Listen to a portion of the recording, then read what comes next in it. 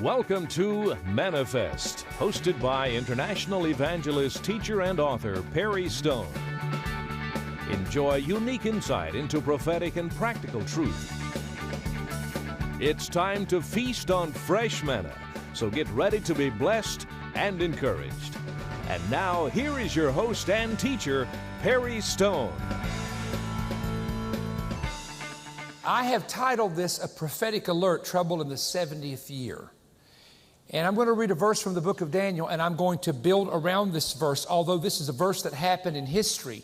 History does repeat itself according to Ecclesiastes 1, 9, and 10. I've taught you that for many, many years.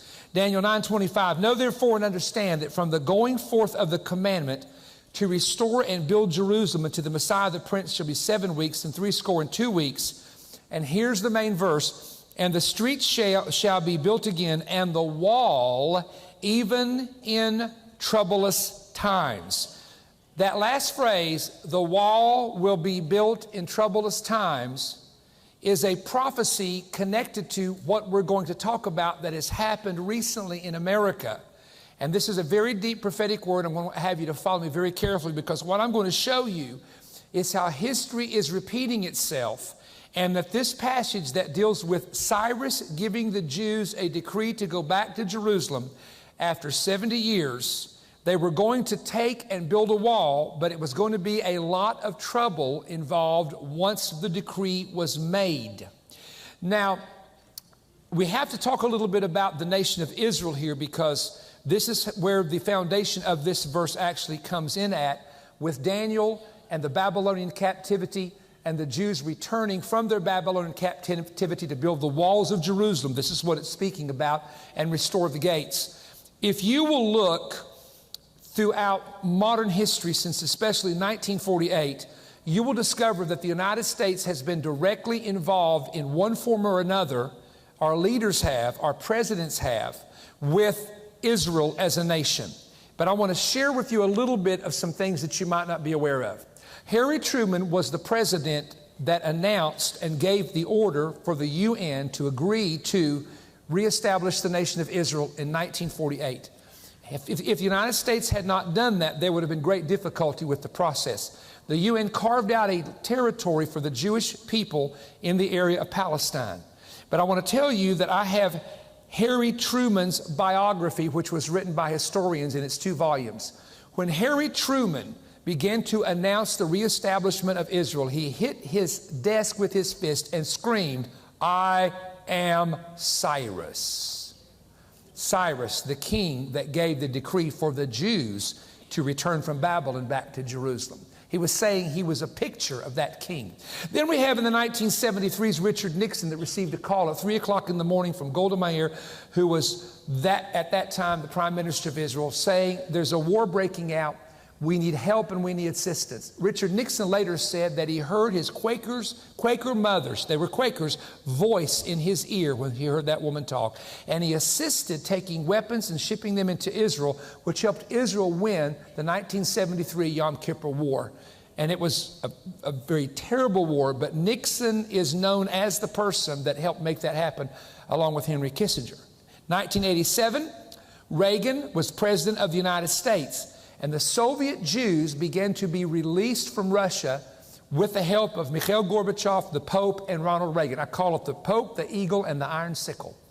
And these 3 men got together, and the Russian Jews began to be released. And it was 70 years they had been in Russia. 70 years the Jews had not been able to leave the Soviet Union. 1917 to 1987, 70 years. Then in 2018, President Donald Trump did something that every other president promised to do since 1967, but never did, because they were politically afraid to do it. In 2018, in the month of May, President Trump announced that Jerusalem is the capital of Israel, and the U.S. Embassy would be moved from Tel Aviv to the city of Jerusalem, which officially recognized the city of Jerusalem as the eternal capital of Israel. The point that I make, and you're already aware of this, that it happened on Israel's 70th anniversary. Because you say, how do you add that up? Well, 1948 to 2018 is 70 years. And this 70 years was noted by the rabbis in Israel. It was noted by preachers in America who preach prophecy as very significant. And I'm going to get into that in the next few moments. Immediately, even in Jerusalem newspapers, there was a picture of Trump being compared to a king by the name of Cyrus, the very king of Daniel 9:25 that gave the decree for the Jews to go back to Jerusalem, rebuild the city of Jerusalem, and return to Israel, and even take the treasures of their temple with them. Who was Cyrus? He was a Gentile king. The Medes and the Persians had overthrown the Babylonian Empire. And Cyrus came in and gave a decree for the Jews, ending their 70 years of captivity. Jeremiah had said in Jeremiah 25:11 that they would be in captivity in Babylon for 70 years. But that decree is what released them to leave Babylon and go back to their homeland. I'm just laying a foundation right now so that everybody will know where we're going. Listen carefully. Had the old leaders stayed in power at the end of that 70 years, Nebuchadnezzar had died, but Belshazzar would have never released the Jews to go back to their homeland. There had to be a change in administrations for Cyrus to come in and take over Babylon, and for Cyrus to have the favor of God, because you may not know this, but it was predicted in the Old Testament that Isaiah said, Cyrus my shepherd, and even predicted a story about the gates, and he went under the gates of Babylon at the night that the party was taking place, and the king was having a drunken party, and the handwriting on the wall occurred. This night your kingdom would be taken from you, the prophet said. And ladies and gentlemen, Cyrus's name was penned in the Bible 150 years before it ever happened.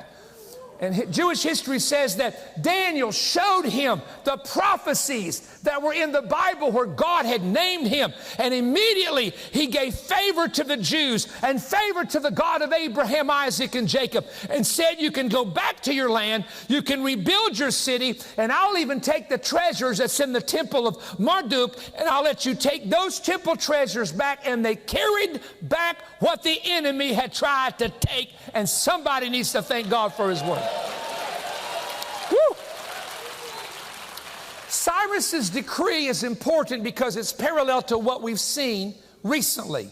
Number one, Cyrus's decree was that Jerusalem belonged to the Jewish people. Cyrus's decree number two was that they could return to their land and they could rebuild their city. Decree number three was that they could return with their wealth or their treasures and use them in a temple that they were getting ready to build. However, here is what is in the Bible, and here is what the Holy Spirit told me to tell you, because we're going to follow what I'm about to say very deeply in the next few moments, are very deep. It says in the Bible, the decree will come forth and the street will be rebuilt, meaning the city will be rebuilt, the nation will be rebuilt, and there will be a wall built in troublous times. And we understand it's talking about Jerusalem's wall there, but everything has a parallel. That which has been is that which shall be. Ladies and gentlemen, the decree would occur, but there would be serious trouble as a result of that decree being made. It was resisted. This decree was resisted by a group of people in the government back in the time of the Jews, because Samaria was then the headquarters. Now, let me stop and move ahead in history. In May of 2018, when President Trump announced Jerusalem as the capital, announced the embassy would be moved there, it was during the 70th anniversary of Israel as a nation. Oddly enough, immediately, people began to say that he was a modern-day Cyrus. In fact, when he began to talk about this, coins were minted in Israel. Now, this is not official currency that you spend with, but these are mementos and coins that are made. Cyrus, Belfar, Trump, Declaration, 1917 to 2017, and you see it there in Hebrew, and this is called a temple coin. People have noticed if you put a beard on President Trump, he even looks like Cyrus. Now, these coins, again, are not currency. but they are very popular. They're being purchased and taken to people around the world. And the the head rabbis in Israel, the ones that I read after, really truly believe that our president is almost, we don't believe this, of course, a reincarnation of the Cyrus that existed a long time ago in the time of the Babylonian captivity. But however, pay attention. When the Jews came back from Babylonian captivity at the end of 70 years, and they got to their city, they had, pardon my expression, all hell break loose. They had resistance. They had people trying to stop the building of the wall. They had people that tried to do their best to hinder their work. Now, ladies and gentlemen, we're going to go somewhere. That was my introduction to the message right there. Now we're about to go into the message that I feel the Holy Spirit wants me to give you.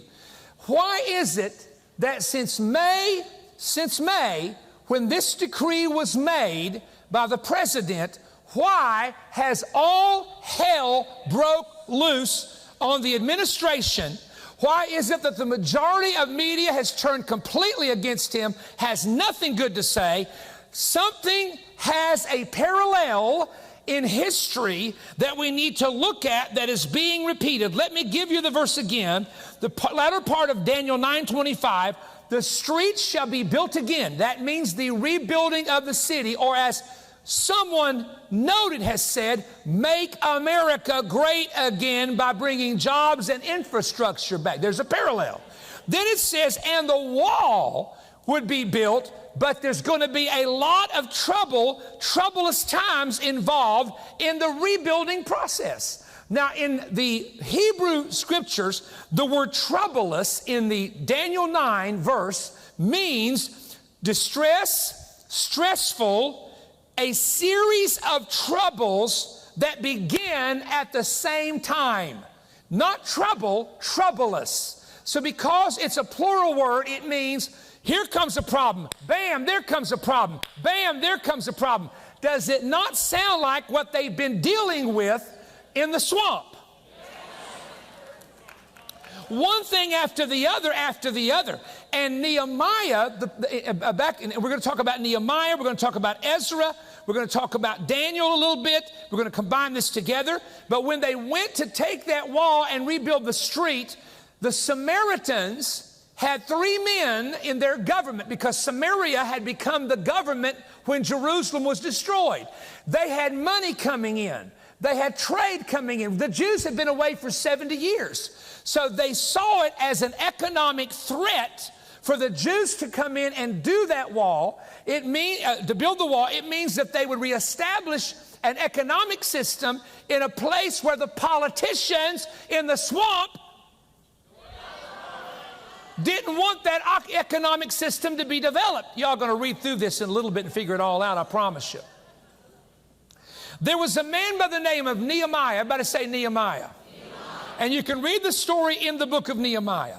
Nehemiah comes along and begins to rebuild a wall that causes great trouble for Israel, because only when he talked about the wall did the Samaritans go crazy. Only when he started working on the wall did the politicians of Samaria begin to manifest and begin to do their best to make sure that the wall would never be built. Nehemiah, however, was the new governor of Judea. He had been appointed by the kings of Persia to go into Judea to be the governor. Let's say it this way. Nehemiah was not a priest. He was not a prophet. He was a reformer. And they hated the reforms that Nehemiah, I'm about to preach here in a minute, was presenting to the city of Jerusalem and Judea. Nehemiah also, if you'll read his story, check this one out, had enemies on the inside of his administration working against him. Nehemiah, I'll show you in a moment, had to end up firing people inside the administration in Jerusalem, including a bunch of priests. Does this sound familiar to anything that's happened recently? Now, I'm about to lay the big one on you right here. I want to just lay it on you right now and get this out of the way. You ready? There are only several places in the Bible where Satan is mentioned in the Old Testament. As a matter of fact, if you come to the New Testament, Paul said, Satan has hindered us. I have a thorn in the flesh, a messenger of Satan. Satan tempts Jesus. Why, though, in the Old Testament do you have Isaiah 14, Ezekiel chapter 28 that alludes to him, Job chapter 1 and Job chapter 2, and a very small verse that mentions him one time in the book of Zechariah? But guess what I'm going to tell you? If you will look, when this decree was made, Satan didn't have a lot going on until the decree was made about Jerusalem. And ladies and gentlemen, Satan starts showing up after the decree, at the end of 70 years, more in one time frame than you read at any other time frame in the Old Testament. Want to prove it to you? You want to go there with me? First of all, I'll give you 3 quick examples here. First of all, in 538 BC, Daniel is in Babylon. The Medes and Persians have taken over, and a prince of the kingdom of Persia, which is a principality demon, shows up in the atmosphere in Daniel chapter 10 and hinders the prayer answer, not the prayer from going up, but the answer that Daniel is seeking prophetically for 21 days. You don't find that any other place in the Bible. A demon prince over Babylon. Why is Satan so upset that he wanted to make sure, get me the biggest prince I can find over that nation that's ruled that part of the world, and set him right over top of Daniel's head, and you make sure Daniel doesn't get an answer, you make sure he never understands the vision, you make sure that none of this makes sense to him. So Satan sends a deep, dark prince in the atmosphere, Ephesians 6 and 12, principality, to block the prayer of the man of God. Check this out. Woo! And then we find in 537 to 538 BC, same time frame, this is in Zechariah 3, 1 through 4, the Jews have gone back to Jerusalem. They are trying to rebuild the temple. They're in the process of cleansing the altar, and it says this, he showed me Joshua the high priest standing before the presence of the Lord, and Satan standing among them. And the Lord said unto Satan, the angel actually said it, the Lord rebuke you, Satan. Even the Lord that has chosen Jerusalem rebuke you. Is this not a brand plucked out of a fire? Satan himself shows up on the Temple Mount in the city of Jerusalem at the end of the 70 years when a decree has been made that the Jews are going to Is anybody understanding what I'm about to tell you? No big problem when you're in captivity. No big problem when the Jews for 70 years are living in Babylon. But when a leader named Cyrus makes a decree in the spirit realm and fulfills a prophecy, then Satan hates the fulfillment of prophecy. He hates it when a word has been spoken and a man or maybe a woman comes along, and sometimes with or without their knowledge, they do something that enacts a prophetic word. Satan is angry at them because now they're coming back to Jerusalem. Now the stories and the prophecies over Jerusalem can continue. Now the prophecies about the Messiah can continue. Now the prophecies about coming out of Bethlehem will be a king can now be fulfilled. The devil had him out of their property, and he didn't care. But when the decree came to bring him back, the enemy knew, I'm now in trouble, because now what the prophets have said can begin to come to pass. Hey. Now, the third example is Esther. Now, Esther is 60 years later after this, according to some scholars, but she's in Persia. Now, the Medes and Persians are still ruling, remember that. And there's 127 provinces where there are Jews. And what happens there, and although Satan is not mentioned by name, you can see his fingerprints all over it. He brings Haman, a government leader. Somebody say government. There's the government again.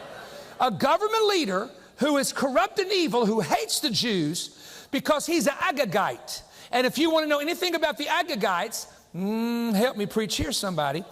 King Saul was supposed to kill King Agag and did not, kept him alive, and Samuel came along and killed that king, and somehow a baby got born in that group, and that descendancy of King Agag continued all the way up to the time of Esther, and Haman was a descendant of a king that a Jewish leader slew. He had a vendetta against the Jews, and he built 10 gallows, are you listening? To kill the Jews and have Mordecai, who was part of the court there, to have him murdered and slay the Jews. Satan's fingerprint is still showing up, trying to annihilate the seed of Abraham, the natural seed of Abraham. So watch this. Let me retrace it with you.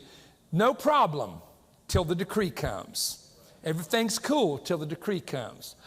But when the decree comes, trouble starts. Troublous times. And part of that trouble, you better hear me, is instigated by Satan himself.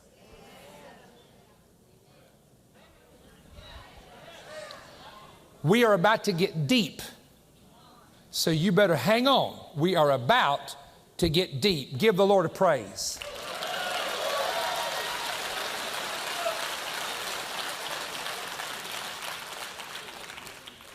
Now, let me say it to you this way. They have asked me, people have asked me, because, you know, you preach prophetic things, and I really do try to stay away from politics, but I do preach prophecy with nations and leaders. I have to. I have no choice. That's my calling. Someone said, what gave our president the boldness to stand in front of the Palestinian world, the Arab world that does not even believe Israel, some of them at least has a right to exist, that does not believe that the capital needs to be the Palestinian state, and yet he looks in a camera, he stands on a stage and makes a decree. How can he do it? Here's the answer. Every politician and president before him was owned by people or companies. All right, let me go back to this because I don't want to get sidetracked too far. Satan shows up at the end of the 70 years when the decree comes, and President Trump hit, and I'm going to say it publicly, Satan himself when he made that decree about Jerusalem. I'm telling you. Satan didn't send the prince of Arabia or the prince of Persia or the prince of Iran. Satan himself said, I got to stop this man. I got to stop him before he does more damage. And let me explain to you from the eyes of Satan, an actual fallen being, why this decree is so dangerous to him. Because when you start seeing attention go to Jerusalem, to Israel, to expand it, to prosper it, this is what Psalm said. When the Lord shall build up Zion, then he will appear in his glory. The coming of the Lord is linked to the prosperity of Jerusalem and Israel. And Satan knows if I keep letting a man like this understand the Bible. Come on, we've had previous presidents that not only didn't understand the Bible, they didn't believe nothing that was written in the Bible. But we've got an individual that has surrounded himself with preachers and ministers who know what the Word of God says, and the devil knows he's running out of time. Hey, hey! Yes, he does.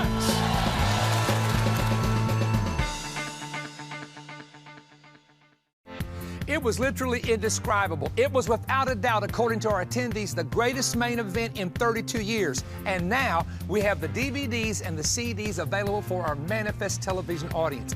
I want to explain to you 5 messages that I preached. I preached a message called The Prophetic Meaning of the New Jewish Year 5779.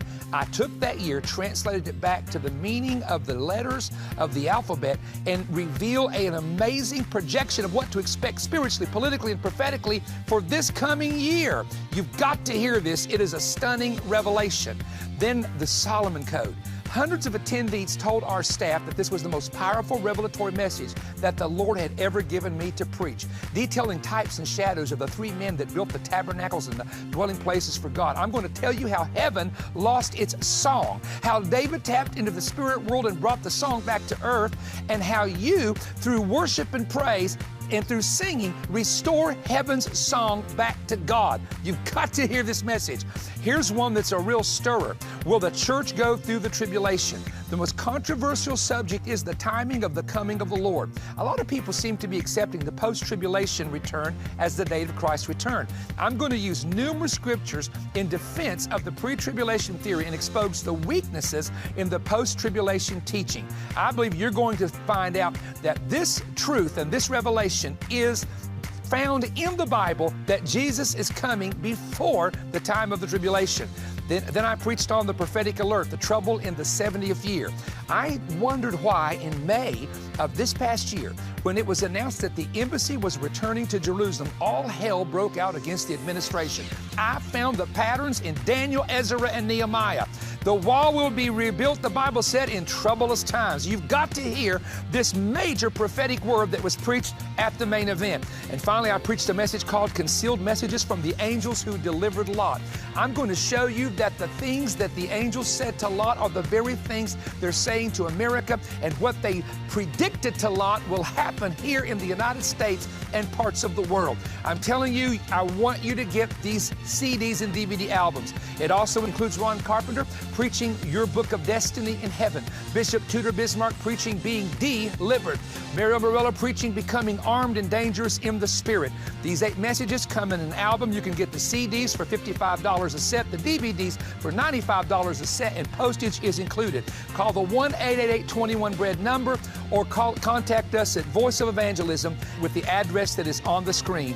God bless you.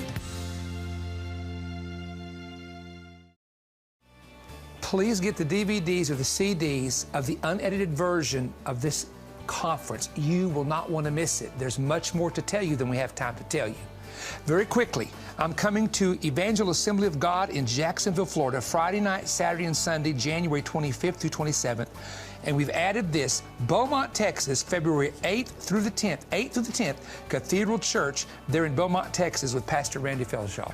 Please join us in these meetings if at all possible, because, you know, there's so much that can happen through television, and you can get blessed by the preaching of the Word. But I have learned after many years of traveling that there's something about the atmosphere of being with God's people. You should not forsake the assembling of yourselves together with God's people, whether it's a Sunday service or Wednesday fellowship. Sometimes it's a small group, and other times it's a major conference like we have. So please don't forsake the assembling of yourselves together. Get with God's people, make kingdom connections, make new friendships, and most of all, get into the presence of God, because that's where your life and your heart will be changed. Hoping to see you next week as you watch Manifest. I want you to join me and my entire family for my 60th birthday celebration at sea on a brand new Norwegian cruise ship. It is an Alaskan cruise. That's going to be June 23rd through the 30th of 2019. We need to get you the information, so go online at perrystone.org to get the details and book your tour through Noseworthy Travel to ensure those special meetings where I'm going to be preaching at sea, and you can meet Pam and myself, and we can have a great time together. Hope to see you there.